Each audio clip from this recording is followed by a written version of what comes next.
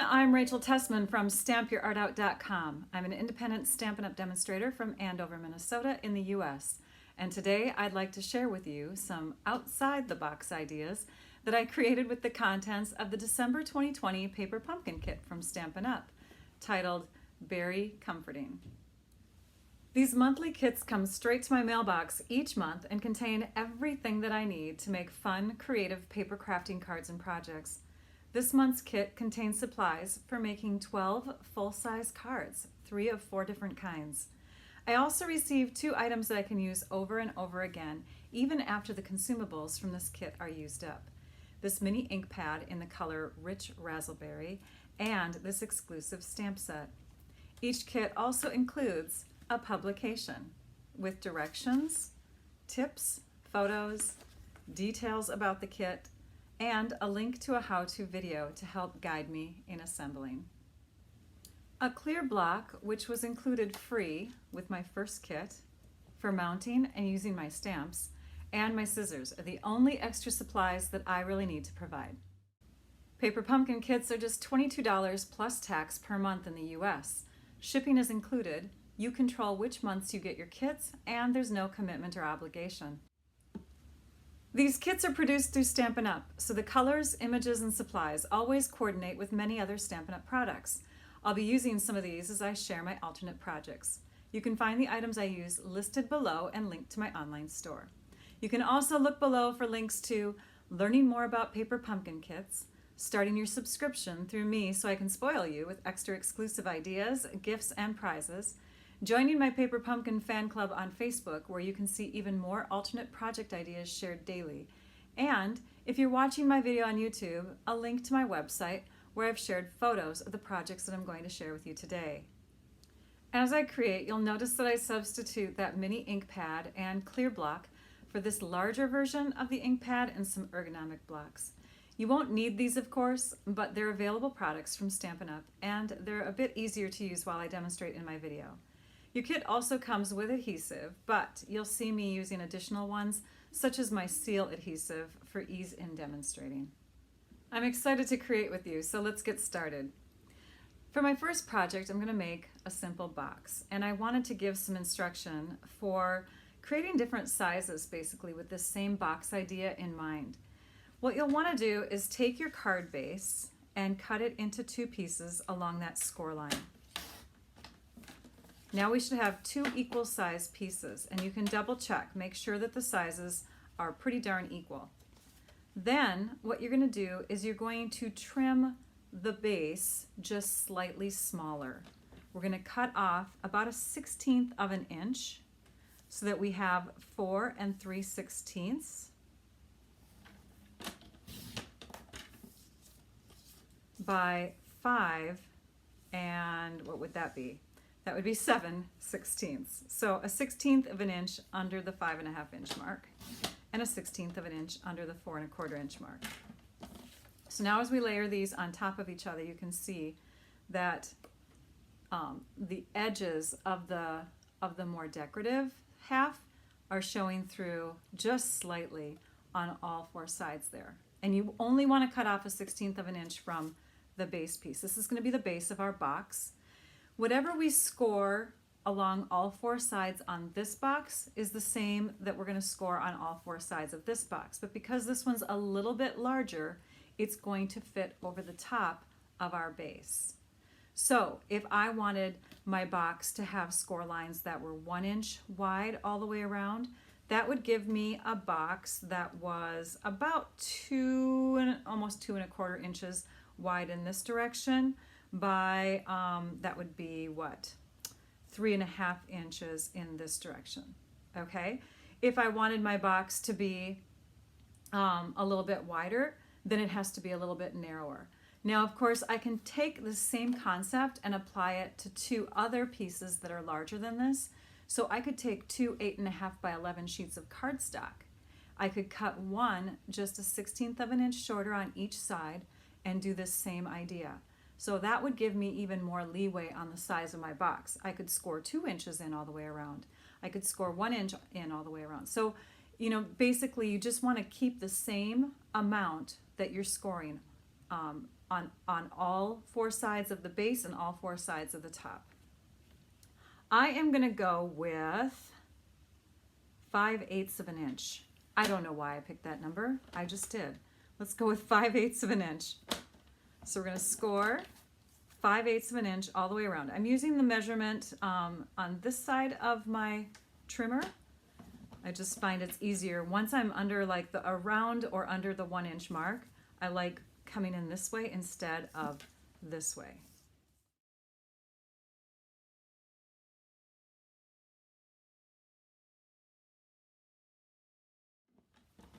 And again, you'll notice that I use that same measurement on the box top as well. I chose a narrower amount. Rather than going in an inch and making a taller, tinier box, I'm making a shorter, wider box because I wanted to have more of this pattern on the top portion of my box. Because when I bend these sides down like this is what I will see on top, that section right there, okay? So now it comes to just trimming these little corners. And I like to think of my my box bases and tops as little people. So I'm going to cut here and here, here and here. So they're on opposite ends. So these are the arms. Whee! And these are the legs. I don't know why. It just helps me to remember. Opposite sides. So if I cut here and here, then I want to cut here and here and not the top and the bottom, if that makes sense. Okay, so after I've cut on the opposite sides into those score lines, these are going to become tabs to connect the edges of the box together. But sometimes, you know, there can be like a 32nd of an inch difference between the two sides here. And you can oftentimes get just a slight little overlap. I don't know if you can see that in there. But so it's helpful if you do kind of an angle cut into the tabs, also called mitering. That way we can kind of get that tab to go in even closer, but it also allows us to not have that bulk in case, okay? So you want to meet this cut edge in with this scored edge when you connect. And you're just going to put adhesive on all of those tabs like that, all the way around. So I've now mitered or angle cut all those tabs, and the next step that I want to do is to make sure that all my creases are nice and crisp so that when I put my box together I don't have anything pulling or resisting against which direction those folds are supposed to go. Okay, now it comes time for assembling. I'm going to take this glue, this is called our multi-purpose liquid glue, and I'm going to add that to the outside portion of these tabs. And you want to do a thin amount, but you want to get good coverage all the way. Once I've done that, I can connect my tabs in with the sides. You'll want to give it a good hold.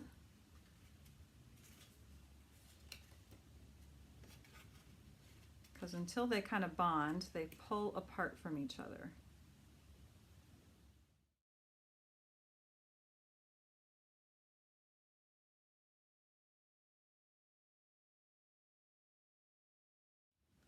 And when the glue is good and dry, you can take your box bottom, add your gift, whatever it is that you'd like to put in your box, close the top. And I love how tight and secure it is without being too tight. Like there's no warping at all. For this box, you could put like a ribbon around it if you want to. You could put a little tag on it. We're going to take and cut this piece in half. The 1/2 inch mark for this is 2 1/8 inches in this direction, because altogether this is 4 1/4. So this piece here, or this piece, it really doesn't matter. I think I like that one better.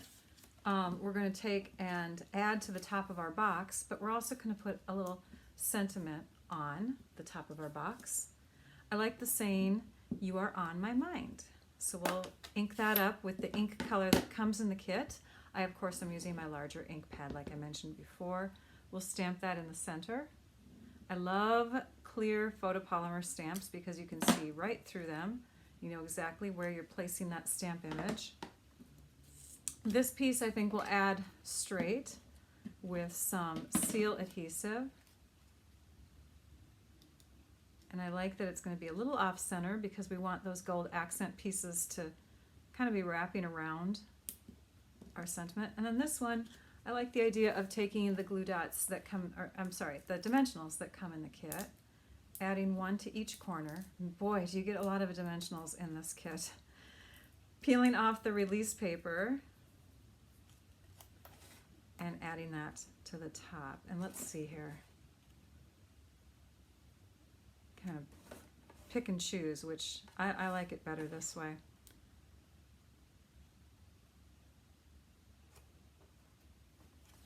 And you can decorate that up a little bit more if you want to too, but I was trying to use mainly just items that are in the kit. One of the embellishments that we carry in the online store are these glitter gold enameled dots. That would be something kind of fun to add on there. You could also add ribbon that has some gold accenting on it. This is vanilla based and we have white in the kit, but you can color on it and you can, you know, add a fun little wrap around your box if you wanted to that color coordinates. We'll be coloring this ribbon a little bit later. That's our gold metallic edge ribbon. But the box by itself is really cute, and again you can adjust the height, making it taller but narrower, or you know, or keep it this size. I love this size. Let's try to make another box now, and this time we're going to be using one of the punches that you can get in the online store. The two that we currently have available are the Scallop Tag Topper Punch and the Delightful Tag Topper. We'll be using the Delightful Tag Topper. And to start this box, we need to create some score lines. Right now, we have a score line going down the middle of our 8.5 inch wide card base. If we take and divide it into 4 sections, we can put a 2-inch section, a 2-inch section, and a 1/4 inch section here. Same thing on this side. 2, 2, and a 1/4 inch. That together makes 8.5 inches. So let's start by making that 1/4 inch score line. So we're going to come into the 1/4 inch mark here, and then we'll rotate it around. 2 inches plus a 1/4, so we want to go from here to here with 2 inches, which means we need to add on that 1/4 inch when we're scoring here. And then the measurement between here and here is also 2 inches. So we have 2 inches, 2 inches, and then a 1/4 inch. We'll do the same thing to the other side. So now as you can see on the back side, some evenly spaced sections. 2, 2, 2, 2, 1/4 inch, 1/4 inch. Those little marks there are going to guide us as we make some punch marks. So we'll take our punch and open it up on the bottom, and this punch is actually meant to hold a 2 inch wide, a 1.5 inch wide, or a 1 inch wide strip of cardstock. That's what these little channels are for. But you can also angle in paper that's even wider. So here I have some scrap paper here. You can see it will slide in all the way to the back. So you can punch out, you know, in a wider piece of paper, I guess I should say. So we're going to go ahead and insert, and it takes a little bit more monkeying with cardstock here. We're going to insert our card base. Okay, so it's like it's eating it up. We're going to flip it over, and we're now going to look at those score lines that are inside the card that we made. So you can see here the score line that's separating the 2 halves of the card, and you can see this score line that we created, and those score lines are right up against the 2 edges or 2 sides of this tag portion. You can see about 1/8 of an inch here and about 1/8 of an inch here. Now when we punch, you're going to see it even better. So here you can see the edge of the punch lined up with the score line, and the edge of the punch lined up with that score line. So we're going to do the same thing to the other side. We're going to shimmy it in. And then we're going to slide it over so that we can see those two score lines matching up again with the edges of that punch.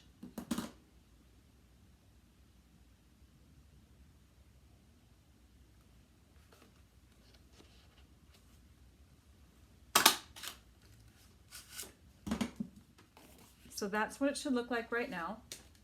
The next step that we're going to take is we're going to do some scoring in the other direction. So if this is the top of our box, this is going to be the bottom of our box. And we want to score, actually we're going to have to turn it this way, because we're going to score 2 inches up. So there's our 2-inch mark. Line everything up here and score. And then we're going to make some cut marks. And we're going to start at the 3.5 inch mark with the base. So we've positioned it to 3.5 inches. We're going to drop our blade in certain areas and do some slicing. So we're going to start by going outside, and we're going to slice up to this score line here, separating that section. And then we're going to lift, move that out of the way. We're going to lift, we're going to bring that blade down again, and we're going to cut from this score line to this score line.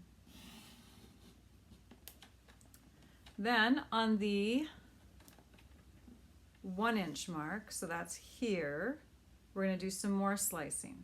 So we've cut at the 3.5 inch mark here and here. We've scored at the 2 inch mark all the way through. And then at the 1 inch mark, we're going to do some more cutting. And this cutting's going to go actually opposite of the cutting we did here. So we sliced here and here. Now we're going to slice in this section and in this section at the 1 inch mark. And I'm going to keep my, see how it's hard to keep it still in this place. I'm going to rotate it.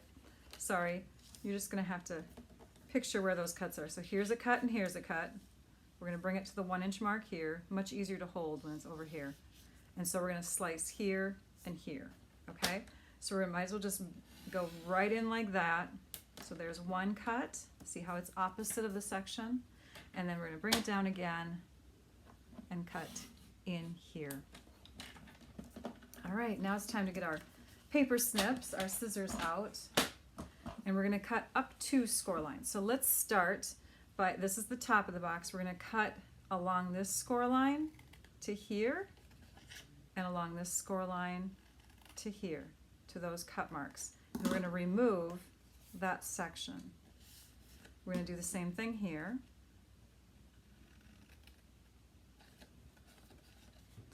We'll flip it over and we'll remove this section and we'll remove this section. Then we just have the tabs to cut and we can start assembling. So we're going to cut into this score line out here and we're going to go up to this mark. You can probably see better with it turned upside down here. So that this tab is still here and we still want this tab over here, but we can get rid of this one because it's on the bottom portion of the box. And we actually could have cut into here, sorry. That would have been, we'll just position it at 3.5 again here. That would have been right in there. Or you can eyeball it and trim because it's just a tab and it's not a big deal if you're further down or not. So there's that. So now you have these 2 tabs on the side, then you have a bottom, top, and it should look like that. We have just a couple more cuts. We have to cut up to this score line going through the whole thing from the bottom up to those places right there. These are going to get folded in and they're going to overlap each other. These are going to get folded in this direction, and they're going to connect at the tabs. So they're going to connect like this. These tabs are going to come in like this. And it really doesn't matter how these tabs overlap each other, because this is going to be the front of our box, and where the tabs are is going to be the back. So you can have it overlapping with more design, or you can have it overlapping with less design. So they're like that.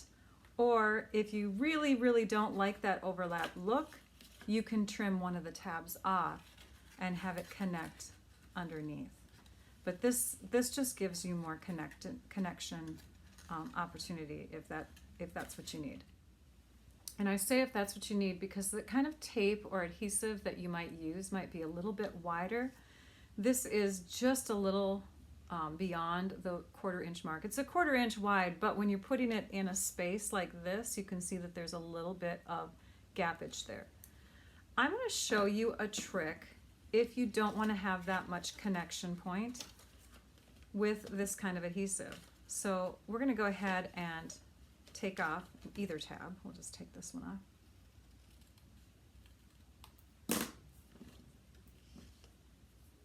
And when you are, oops, sorry, we're going to do it on this flip side here. When you are adding this adhesive, you might notice that the adhesive goes over that edge. So this adhesive is actually pretty easy to work with. Even though you have some of it extending beyond here, once you burnish it in and you take off the release paper, you can peel it back over onto itself. Isn't that fun? So then you have no problem with how wide that adhesive really is. And you can have your box look like this. Now we're going to fold in these tabs down here. These two are going to overlap.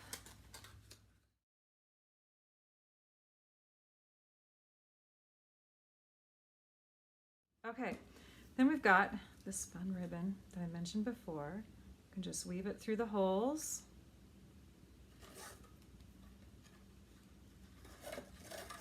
And before we tie it tight, let's add our gift.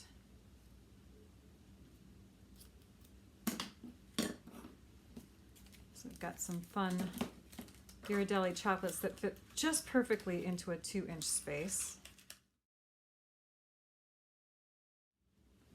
And the last thing that I want to suggest to put onto, oh, you gotta love how the candy's like pushing the sides of the box out, is to put a little fun sentiment piece on the top. So let's do that with some dimensionals. I stopped the camera so I could reposition that candy. I put it in the opposite direction so that it would not pull the sides away. The front and back are a little bit firmer. And we'll just stick that on the front like that, and you can gift it to somebody when you're congratulating them for something. Hooray!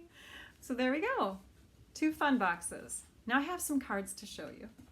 My first card requires a half sheet of cardstock, a half sheet of 8.5 by 11. And I would say use the card base in the kit, but it already comes with score lines through the center, and we're gonna make our score line go in a completely different spot. So yeah, so you'll wanna use extra cardstock that you might have on hand. So the first thing that we're going to do is we're going to make a couple marks here. We're going to position the edge of our cardstock at the 1-inch mark here, and we're going to make a little slice here and a little slice here. And it doesn't matter, I've even got a little flawed spot here on my cardstock. It doesn't matter, you know, if you go in 1/4 of an inch or 1/8 of an inch. You're just marking the cardstock, and those are going to be cut away anyway, so you're not going to see them. The next step that you're going to take is you're going to do that same trick with your punch. So you're going to position your punch into, or you're going to position your cardstock into your punch like that, and you're going to make sure that this little mark here is lined up with the edge of your punch. So you can see it there. And what that's doing is that's making sure that our punch is centered between the two edges here. That 1 inch mark is also the same distance on this side. 1 inch to the edge, 1 inch to the edge. So we'll go ahead and punch that down as long as we have it pushed all the way back. And then we'll do the same thing to the other side. And here's that 1 inch mark. We'll just use the other side of the punch. So now we've got these guys on here punched in the middle on each side so that when they come together and meet, they're going to be almost exactly the same, if not exactly the same. But we need to trim these sections out. For this one, we're actually going to score all the way down, and then we're going to cut and cut. That way we have a score line to help fold this over. But these are going to get cut away. So you'll want to look carefully. Here's that channel that our blade goes through on the trimmer, and we want that channel to be lined up with this little spot and this little spot of our card, and we want the edge of our card, the top edge, to be lined up with the top of our trimmer. So let's go ahead and score, and now I'll get our scoring blade out of the way, and we're going to trim. We're going to trim carefully right up to that spot. You're going to feel it kind of loosen, and then you're going to let go. You're going to bring it down where it's loose here, and you're going to cut away. And now you've removed that section. You want this area here of your card now to be 4 1/4 inches wide. So we're going to just flip this around, and we're going to use this corner, bring it to the 4 1/4 inch mark, and we're going to put our second score line through our card. So we have a score line here and a score line here. The last step is just to cut. No score through here, just cutting and cutting. So again, you want this channel to be lined up with the little parts there where it cuts in. So we're going to go ahead and slice that section out, lift up, drop it back down, and slice again. Okay, now we can move this off to the side temporarily, and we can fold this over using our bone folder to crease it, and we can fold this over using our bone folder to crease it.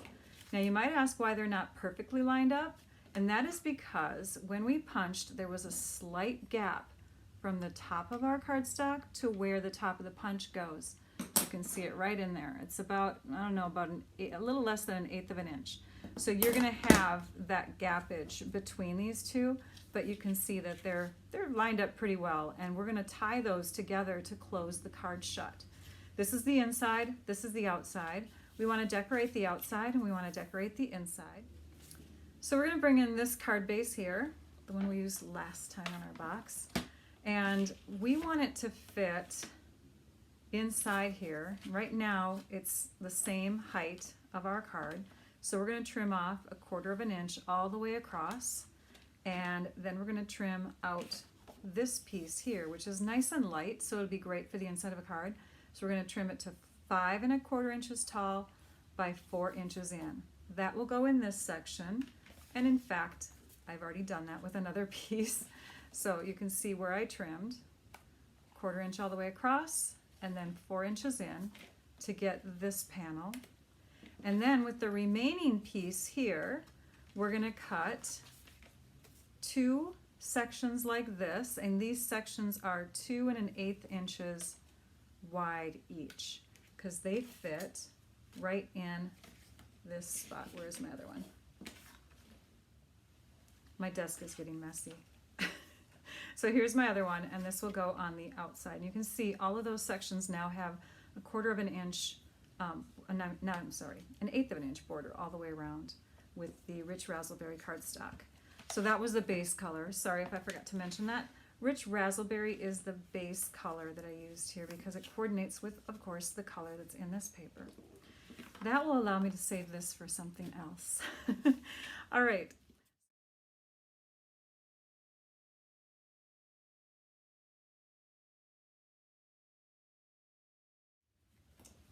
A lot of times you see this kind of a card, the tag punch closure card, I'm calling it. A lot of times you see them this position, but we're gonna make it turn this way. I just thought it was better with the other elements of the kit that I wanted to use. And we're gonna have our little cupcake come up here in this corner.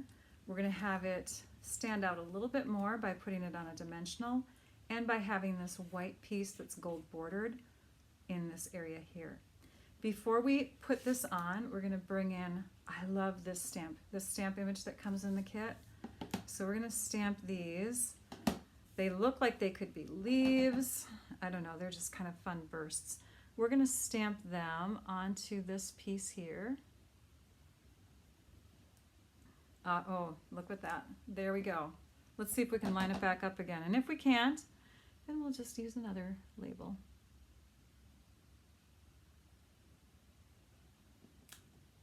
Oh my gosh, Rachel, you did a good job. It worked. Okay, so that's gonna get stamped there. This is gonna be placed right next to it like that, which means we need to trim off a little bit here. And we're gonna trim off 3/8 of an inch. So we'll bring it into our trimmer, 3/8 of an inch. And you could cut beforehand, but if you stamp slightly more this way or whatever, your amount might be different than mine.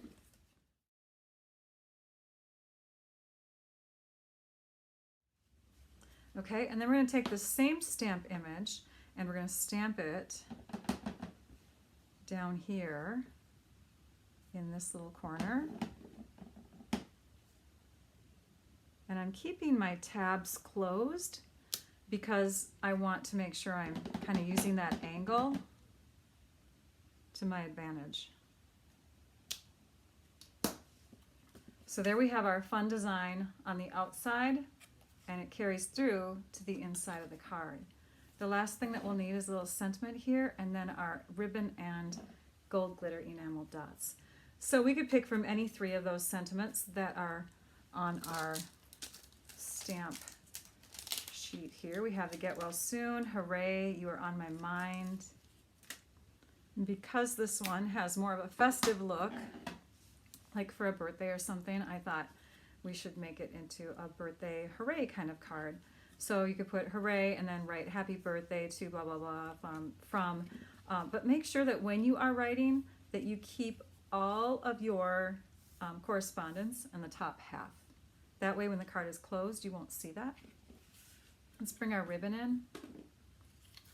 And at this point, because we have white here and we have vanilla here, we're going to color this ribbon with some ink in our blends marker. I'm using a little over a foot of that gold metallic edge ribbon. I'm bringing in some scrap paper. This is our small grid paper. You want to have some kind of paper underneath when you're coloring through on your ribbon. I'm using the brush end of the marker, and I'm being really careful not to do a back and forth motion too much because there is a little bit of friction on the edge of the ribbon. The edge of the ribbon has kind of more of a, well, of course, obviously a metallic thread, so it's a little bit rougher and can do a little bit of damage on the tip of that marker. So you want to be running your marker carefully so that you can not worry about messing up the tip. So we'll do that, and then we're going to check it by flipping it over and seeing if there's any areas that did not get the color coming all the way through. And it looks like it did, so we can put our marker away. And we'll just let that sit and dry for a minute. And it's important that you let it dry completely, so it's not cool to the touch anymore. It's stiffer, because that ink will rub off onto your cardstock if it's not dry. In the meantime, I took and did a little embellishing with the gold glitter enamel dots. I have one on the exclamation mark and one here. And of course, I probably wouldn't want to tie this until I've signed it. But I just want to show you the final look. So you're going to tie your bow. And I recommend a bow because that way the recipient can open it up afterwards.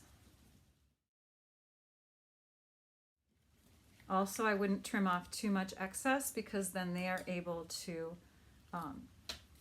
come in and retie their card if they want to. close it up again.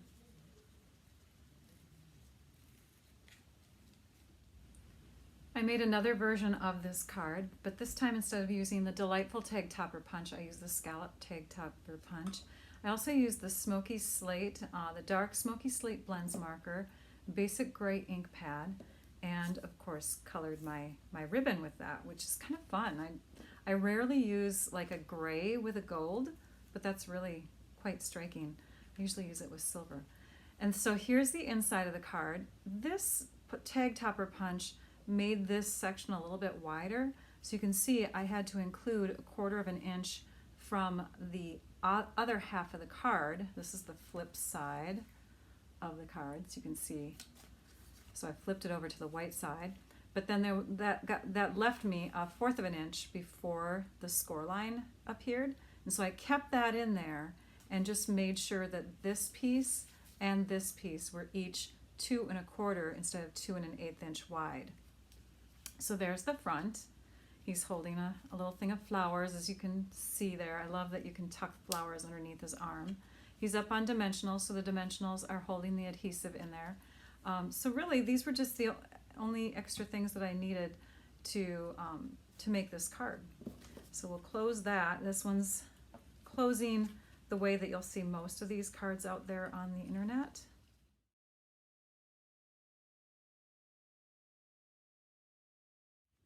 So there are 2 different versions of the tag topper closure card. By the way, Rich Razzleberry is a very reddish color ink, purplish red, and so it is going to cause some staining on your photopolymer see-through stamps. They're gonna start to appear pinkish the more you use them.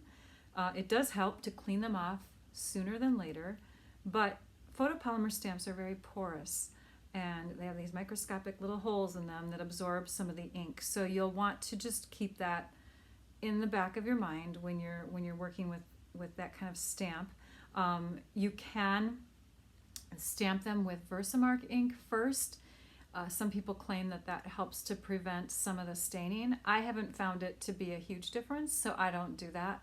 I just use my stamps as is, and then I just accept the fact that they're going to be stained. So, all right, so for this next card, we're going to pull in a Post-it note or a sticky note pad piece that is 3 by 3. You could use just a 3 by 3 piece of paper, but I like the sticky notes because you can actually position them. And I'm bringing back a card fold that I did a video on a long time ago. It's a corner flap, let's see, how does it start? The corner fold card, I believe that's what I called it. Anyways, it's going to have a little fold down of this corner, and a piece is going to be cut here and also flap the other way. You'll see once I get started. But I received a swap from a team member who used that fold, and I'm like, oh my gosh, I miss that fold so much. So I've been having fun with it. I'm using a Post-it note because it helps you to visualize where you're going to be doing your cutting. So if you have a 3 by 3 piece of paper or a sticky note like this, you can see that you're going to be cutting from here to almost the edge and from here to almost the edge. I like to stop about 5/8 inches away from the edge, and I start with tipping my card in my trimmer this way. Oops, let's peel that off now that we've kind of got a visual of where that's going to go. So I bring it to the 3-inch mark, and I start 3 inches down. Okay, so I'm pushing my blade into my card base, 3 inches down, and I'm going to slice till I get to the 5/8 inch mark here. So from 3 to 5/8 of an inch. Then I lift it up, and I also want to cut from here to here. And the easiest way I know to do that is just to take and turn my card this way now, so it's upside down. And I'm just going to start at that cut. I don't want to worry too much about what the measurements are on this side until I get to this down here. So I want to be a 1/2 inch plus 1/8. So I want to stop just before that 5-inch mark. Okay, Now, if your cut doesn't go all the way through, or if it goes a little beyond, that's totally fine. You can just take and snip. We'll move this out of the way. Then the next step I like to do is fold my card base where the crease is. So if you're working with just regular cardstock, you'll want to do your crease here, and then you'll want to do your cuts, then you'll want to fold, and now it's time to start flipping this the opposite direction. So when you flip it the opposite direction, you can see what I'm doing here. I'm rotating it so that this corner here is now going to be showing in the upper right hand corner, and the upper right hand corner is going to come down here like this. And you'll want to fold first before you do any adhesive. So you can see what's happening. I'm just going to pull in some cardstock so you can see kind of the difference here. And I pushed it all the way in so that I can use these kind of guidelines here to make sure that my fold is not kitty wampus.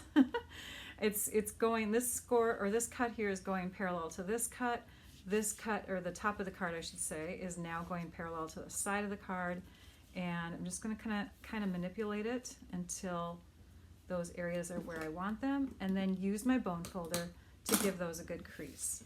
So this color is Daffodil Delight. We're going to bring that in, and we're going to cut a piece that is 5 1/4 inches by 4 inches, and that's going to go on the inside of our card as an extra layer.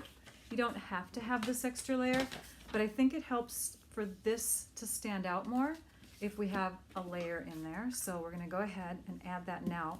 Most people like to do their stamping before they add a layer, so that, you know, that's something that you can keep in your thoughts. But I'm adding it now just so that it makes it easier to see this white corner section here. Now I'm going to bring in a square of gold metallic cardstock, or foil sheets I should call it, and we're going to tape that down. So we're just going to use some adhesive here. You'll notice that this is not really secure yet, and we don't want to secure it yet because, oh, I got a little gummy stuff there, because we are going to slip something through there pretty soon. So now that I've got that foil there, and that's really, really bright, we're going to put a layer over the top. So I've brought in some extra Calypso Coral cardstock, but you could use, you know, if you had this, you know, had like a scrap of this or something, you could use that instead. I'm just using my extra cardstock because I have it. Oh, and I forgot to tell you what size this square is. So the gold square is 2 3/4 by 2 3/4. So that means we need to make this layer 2 1/2 by 2 1/2. And I lied because that 2 1/2 piece was a little bit too small. I don't want that much gold showing. So I cut this instead at 2 5/8 by 2 5/8, and that's going to be added here. We'll do that same trick with the ribbon. The ribbon is going to come through this hole and tie around in a knot. So we don't need as much as we needed on the last card. The amount here that I have trimmed is about 11 inches. It's not too much less. All right, so let's grab that grid paper again.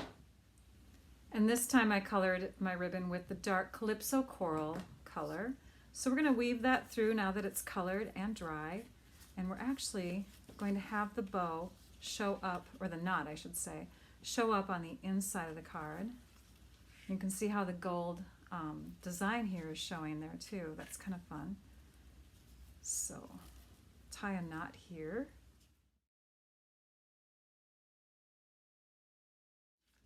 And now we can put some adhesive on these outside edges to connect it to that section of the card. I'm bringing back the basic gray ink and also a stamp set from a past paper pumpkin kit called Sentimental Rose from April of 2019.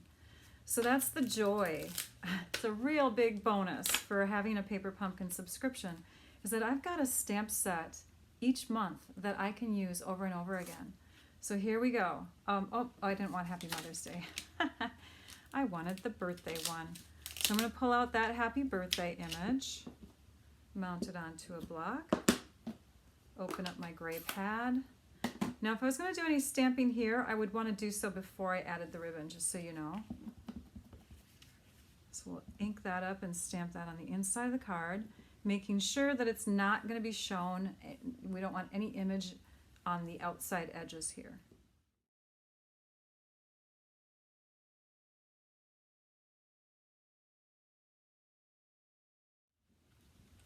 And you may have noticed that I put a dimensional on the top and the bottom and left a gap, and that's because I didn't want to put it right on the ribbon. The dimensionals will hold better to the cardstock if it's going to the cardstock. So here is my fun corner fold card for a birthday. I also made another version using the cupcake and the striped card base with some soft seafoam cardstock on the inside. I used the rich raspberry ink, some more of the gold glitter enamel dots, the rich raspberry blends marker, and then of course I had to stamp that fun image again there and there as well. And so I have 2 cards done with that same technique.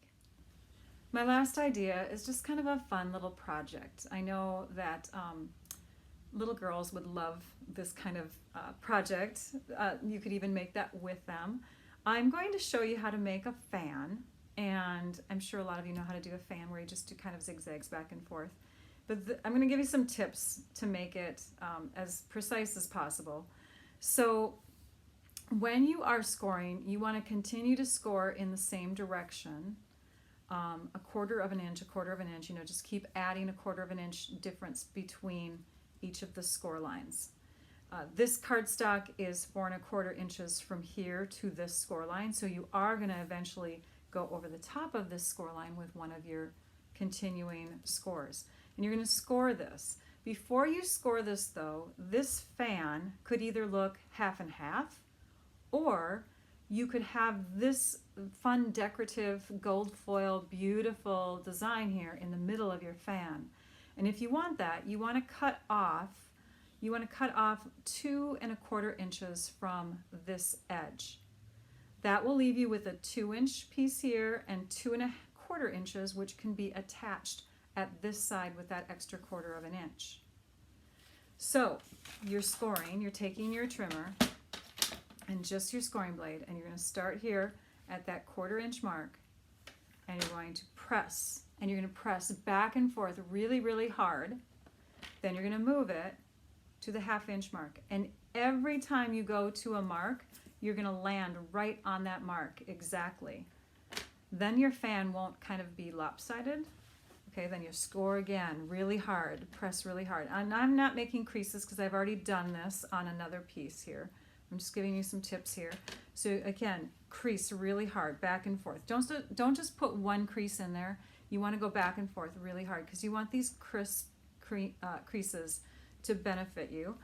So now that you've gone all the way across to your 2 1/2 or 2 inches this way, then you've got that extra piece.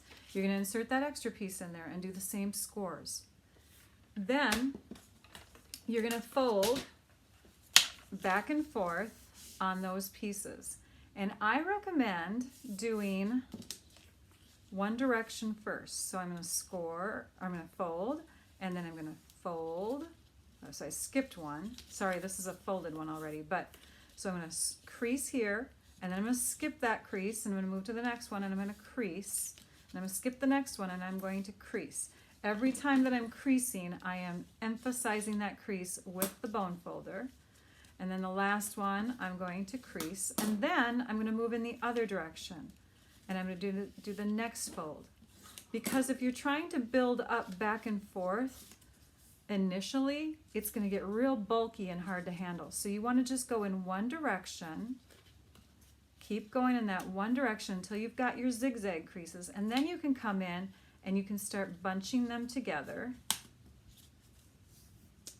and you can do an over the top crease with all of them so that they're nice and tight. If you put this on the front of the card, it will be a 1/4 inch from the surface of the card, plus you've got the depth of the cardstock from the card. So this would require extra postage in order to mail. But if you have, you know, anybody at home that you think would benefit from having a cute little fan or whatever, this would be a fun little project to make right now. Again, if you were going to put it on a card, you could make the whole fan the card itself, and then just put like maybe a circle piece on the back side that has the information for, you know, happy birthday, or I'm having a party a year from now after COVID's done, or whatever it's going to be. All right, so now that I've got that piece done, and now that I've got this piece done, I can connect them. And remember that same technique that we had with the tear and tape adhesive? It's not going to fit in that 1/4 inch space real well, because you're going to have just a slight overlap. And it's okay because we have that technique. So we'll burnish, we'll peel this aside, and you can see that overage from the adhesive. So we'll just take and put it right back onto itself like that. Can you see these for like a little girl's party? Oh, this would be so much fun. All right, so now we'll just bring them together and connect. And you might be thinking, oh, I would just trim off this extra piece here, because then you'd have mountain valley like you have on this side. Mountain, well, mountain nothing, right? But I'm ending with a valley fold here and a mountain fold here. But the length of that section is the same, so I'm gonna leave it there. It doesn't bug me that much, I guess. And then you wanna pull all of these together like that, and you're going to tie them with a really, really, really strong ribbon. In fact, I think I will even put some glue between all of those areas down there. So you can see this turning into a beautiful card, again, if you were to have a little invite on the back side like that. So let's get that glue in there.